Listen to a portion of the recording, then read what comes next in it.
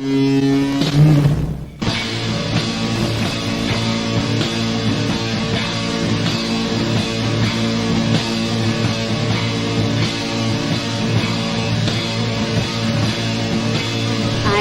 Morris with the NSA. We have identified some very, very interesting anomalous type of aircraft.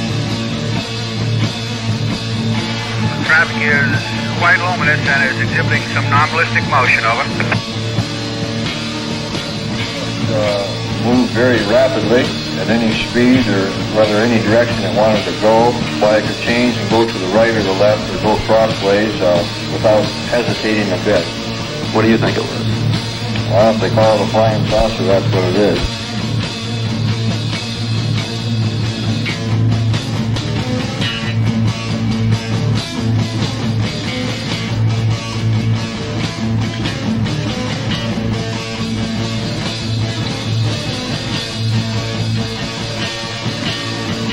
EWA 517, do you want to report a UFO? Over. Negative. We don't want to report.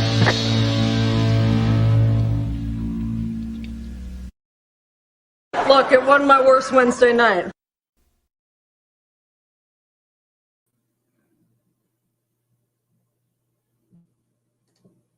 Good evening, everybody. This is Smiles Lewis, and welcome to another live edition of Anomaly-NOW, straight out of Austin, Texas. This is the weekly live news roundup of the 501c3 Anomaly Archives, the Scientific Anomaly Institute here in Austin, Texas.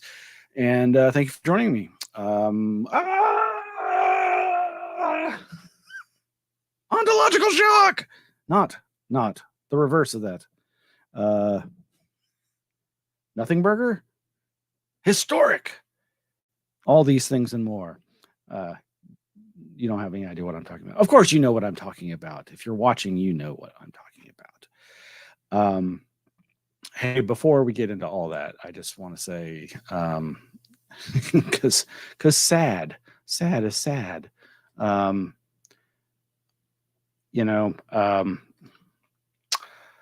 was very sad to hear today that iconic singer Sinead O'Connor passed away at the age of 56.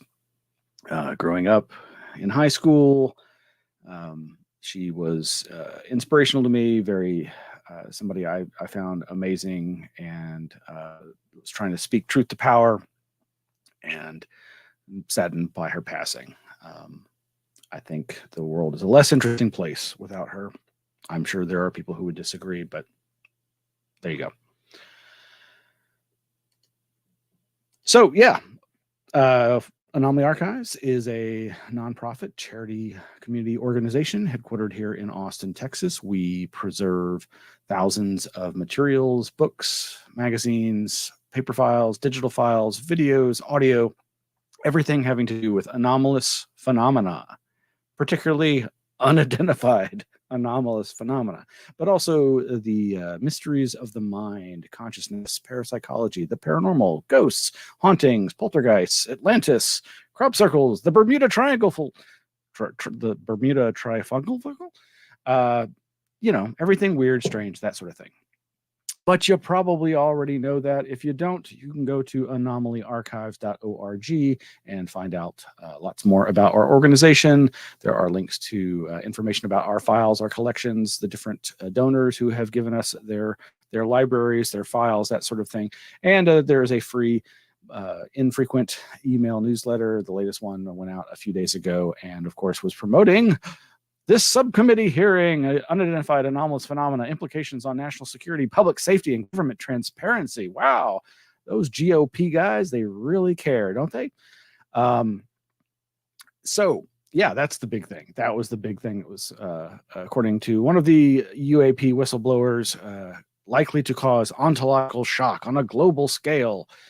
We'll get to that in just a second, but it's interesting to note that, this is not the first time hearings have happened. It's the latest time in my lifetime. But I was recently reminded by a moderator on a Facebook group and an acquaintance of mine who has done his own efforts to help preserve ufological history, that being a fellow I met online named Drew Williamson. And he posted, where did that go? Where are those images? Yes, here we go. Flying saucer secrecy eyed by House probers. Washington, UP. House investigators asked Pentagon officials today to explain the Defense Department's flip-flop secrecy policies on such matters as flying saucers. A House Government Operations Subcommittee investigating suppression of public information also wanted to know why Defense Department censors allegedly tried to blue pencil material, magazine articles that had nothing to do with military secrets. Joseph Edgerton and Lee Argus, director and deputy director of the Defense Department's Office of Security Review, were called to testify today. Later, Air Force officials faced questioning on how they alternately unclassified, stamped, secret, and then unclassified again a report on flying saucers. Subcommittee counsel John J. Mitchell disclosed at a subcommittee hearing Wednesday what he described as an absurd example of secrecy in the armed forces. So, yes, Drew Williamson posted that online, and I thought that was a pretty interesting thing. This was, as he said, in anticipation of Wednesday's congressional hearings on UAPs, I offer the following article from 1956 from the Ramapo Valley Independent newspaper. That's November 15th, 1956. So nothing new under the sun. Was this new? Was it historic? Again, I've never seen anything like this in my lifetime. I know that there have been UFO researchers who've spoken in front of many distinguished, august bodies, but this was something different. Or is it? I don't know. There was, well, we'll get to what there was. But so again, you can go to our website, anomalyarchives.org, and you can there you can find links to our YouTube channel where we archive all of our videos of past events and lectures. You also can follow the link to our online shop where, if you feel so compelled, you can purchase merch with the awesome Red Pill Junkie RPJ Miguel Romero artwork that was created a couple of years ago for the Anomaly Archives. This great poster and these coffee mugs and assorted other wonderful items. And of course, over at the website, you can find the link to the Flipboard, where we archive and aggregate all the many news articles that come across our desk every day. There's just so many. This link to today's hearing by our good friend Klaus Svahn over in Sweden, who works for the Archives for UFO Research and is also a practicing active journalist. If you click on that link and you're in Chrome or whatever browser, it should automatically translate it to English. If not, figure out how to do it because it's worth it. So what other stuff? So yes, this amazing historic event featured a number of alleged whistleblowers, people who are UFO witnesses or have come into contact with people who have made startling claims about crash retrieval programs, reverse engineering programs, that sort of thing that the U.S. government allegedly has in its possession, craft, materials, bodies, all that sort of thing. And of course, we got to see our whistleblowers testifying there, doing their swearing in, their swearing an oath to tell the truth, the whole truth, and nothing but the truth. And well, obscured behind one of the people that would be behind Grush was George Knapp, and of course next to him is there Jeremy Corbell, both of whom got called out by Tim Burchett, and who showed read into the record some comments from both of them, and he commented about them being friends. So obviously very chummy with the new UFO UAP crowd. Not new, obviously. George Knapp's been around for a long time, but man, there was so much hype associated with this leading up to it, and you know, I'm not sure. I do feel like it was deserved. I feel like this is a significant event, and while overall I don't feel like there was anything new added, other than the lending of an air of legitimacy by having this austere political theater happen. In the lead up to this event, one of the reps, what is her name? Paulina Luna, posted on her Twitter account a bunch of these pictures saying, "Hey, I'm doing my homework." All these different photos of mostly recent UFO, UAP videos and photos. And as an individual I'm not familiar with, but I think his name's Charlie Weiser, maybe that's a pseudonym, annotated this to show that nope, these are all known IFOs. So sorry, bad homework. Not the best evidence there for rolling out in a hearing. None of this was presented. The only evidence presented in this hearing, again, was the testimony of these UFO witnesses, and the whistleblower Dave Grush talking about people he has talked to, Ryan Graves talking about his working on the flight line and with military pilots who have witnessed these things, and talking about how it became so common on an everyday level. And also fighter pilot Fravor, who of course has been made very famous because of his sighting of the, I don't even want to say it, but I have to, the Tic Tac, or as several of the reps on the panel kept calling it, the TikTok. Or as he calls it, the flying propane tank. I kind of prefer that personally, but it was interesting, as we recently had reported on, Stephen Greer having his big anniversary event, where I was waxing about how many people just kept tuning in, and numbers of simultaneous viewers just kept going up and up and up. I was pretty staggered at the numbers for today's hearing. I guess I shouldn't be. I was hoping that they would be pretty significant. I think as the lead up to it going live proceeded, before it actually went live, I believe it was up around 100 no, it was gosh, I forget. I thought I had this written somewhere, but when it went live, there was 140,000 people watching at the maximum that I saw during the stream. And it was just over 2 hours long. Within 5 to 6 hours, it jumped from 530,000 views to 555,000 views. And I haven't checked back, or actually, I guess we could go look and see right now, though haven't reloaded it. I think it's still set on what I last looked at. Anywho, again, what was the significant content here? Not much. Really nothing, other than here are some politicians finally giving this subject its due, and I think more or less doing a pretty good job of it. And most of them stressing the bipartisan nature of this, the need for this, how the secrecy just makes worse the already bad political landscape, the divide amongst people who refuse to believe facts and look for alternative facts.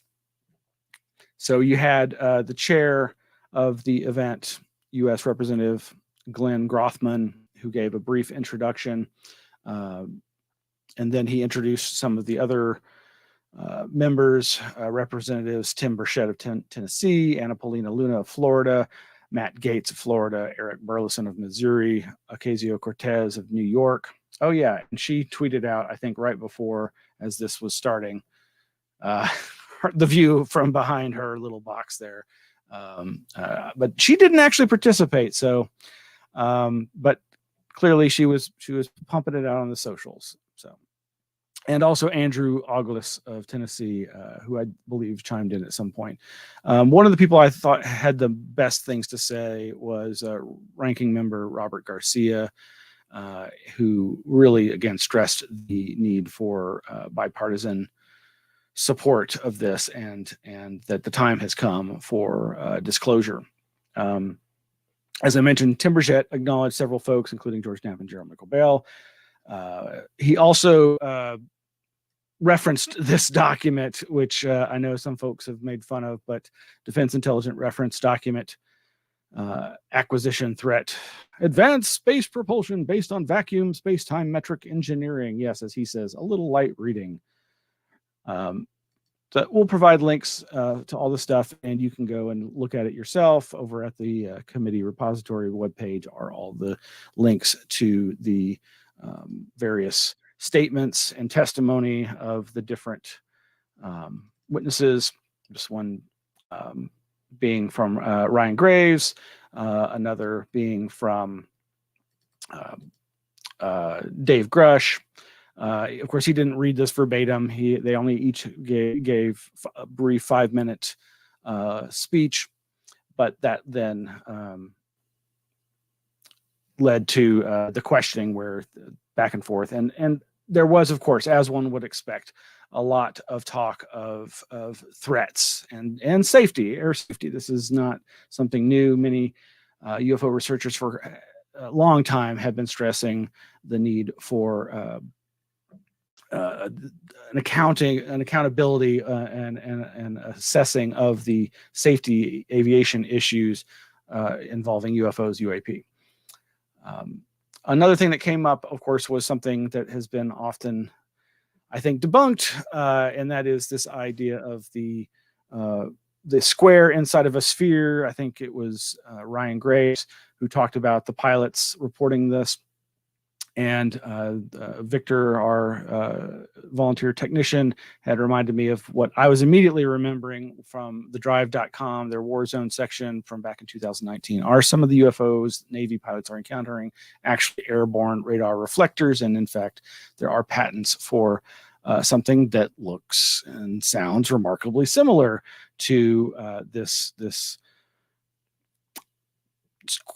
cube inside of a clear sphere. But one has to wonder if these things can stand still in such strong winds as described by the pilot witnesses, etc.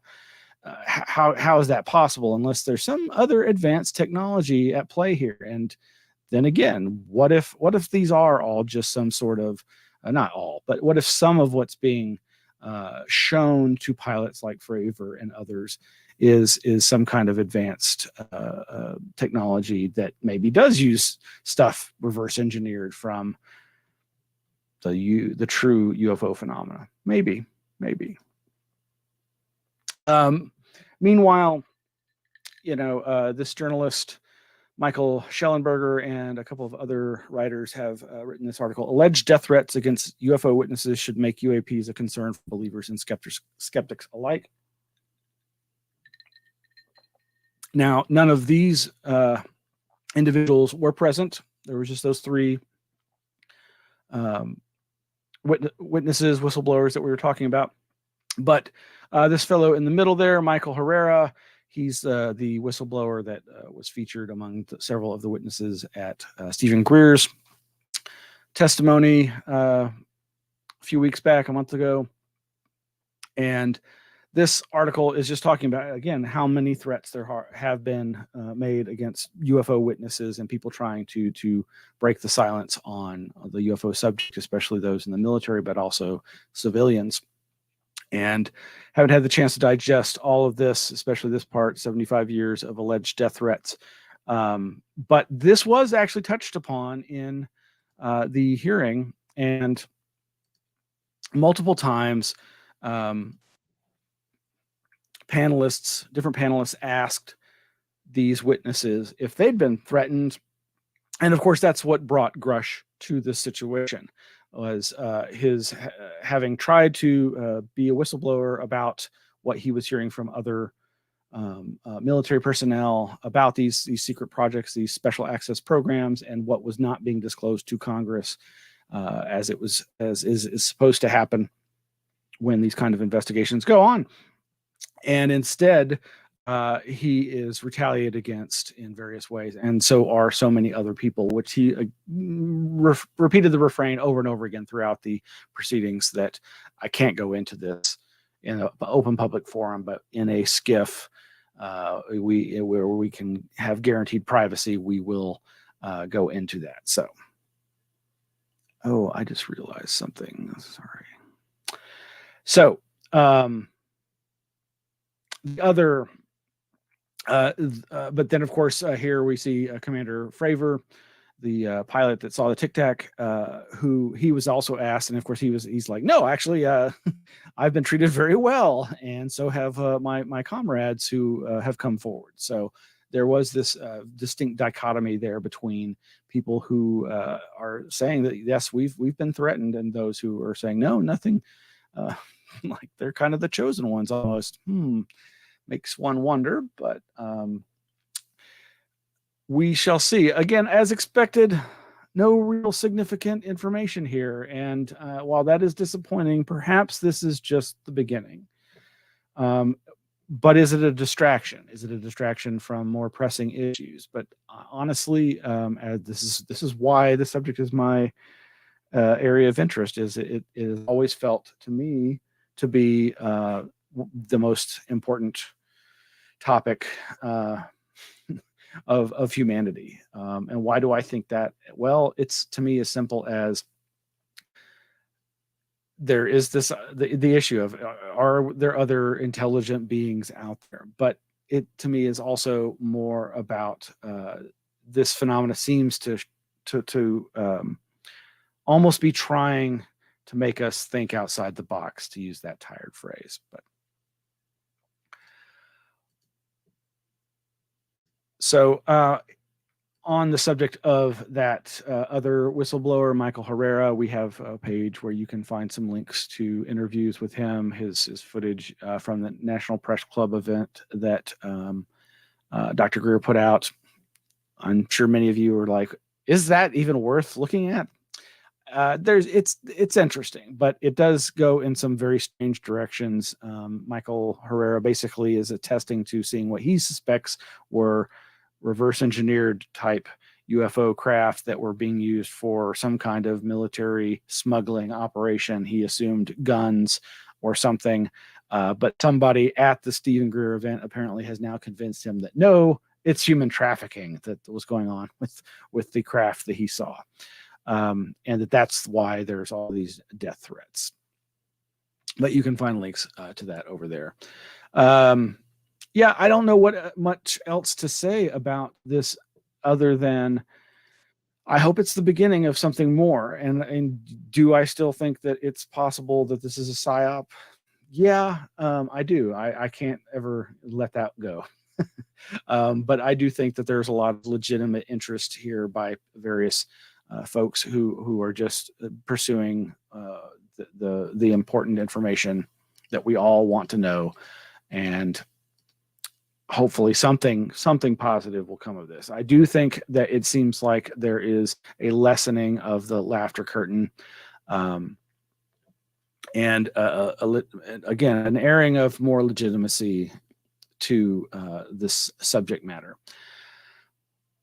Coming up this weekend, I think registrations are about to close. So if you haven't bought your tickets for the online event, the SCU, the Scientific Coalition for UAP Studies, are having their annual event. They've been doing some very good in-person hybrid event, and this year's is exclusively online. But Advancing the Scientific Study of UAP is this weekend, July 29th and 30th. And it's a great lineup of folks that you can see. It looks like it's about $65 to see the 2-day event. And of course, they had the comment. I got an email from them as a registered conference goer from their conference lead and SCU board officer, Richard Hoffman, who says, I hope you had the opportunity to catch the congressional hearing today. What a historic session, and finally credibly treated. The 3 witnesses were excellent. Ryan Graves was our keynote last year, and in attendance at that conference was David Grush. We are now hopeful that the needed actions mentioned today become reality, and that this finally can lead to some answers for all of us. Well, I couldn't agree more.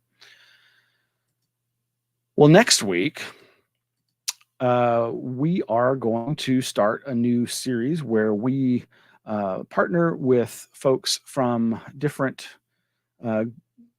who have different groups online, including my good friends Kurt Collins and Chris Rutkowski, who have they moderate the UFO updates list on Facebook. This is a Facebook group that is the continuation of one started years ago, decades ago, by a Canadian.